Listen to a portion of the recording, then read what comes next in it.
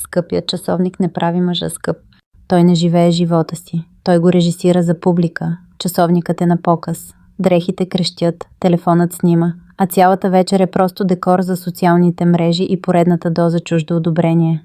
Кадри на луксозни волани на коли, които не са негови, и илюзия за статус, платена с кредити.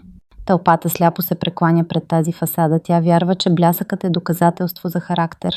Но ако надникнеш зад кулисите, ще видиш истинската диагноза. Това не е богатство. Това е панически страх да не изглеждаш нищожен в очите на хора, които дори не харесваш. Харчат се последните спестявания за една нощ измислен престиж. Колкото по-празен е вътрешния свят на един човек, толкова по-шумна е опаковката му. Когато един мъж няма стойност, той започва да я носи като аксесуар. Чуваш ли абсурда? Купува се уважение с пари, които нямат, за да впечатлят хора, които не ги вълнуват. Истинският лидер, мъжът с реална аура, няма нужда от крещящи емблеми, за да наложи присъствието си. Неговото присъствие контролира стаята, а не марката на костюма му. Той не доказва нищо на никого, защото резултатите му говорят сами.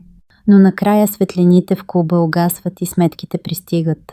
Най-шумните мъже често се прибират в най-тихите животи, затиснати от дългове, несигурност и брутална самота. Те остават роби на чуждото мнение, обградени от вещи, които не притежават, и хора, които ще изчезнат в момента, в който парите свършат. Хората със стойност не се нуждаят от публика, само от посока. Методът Аура.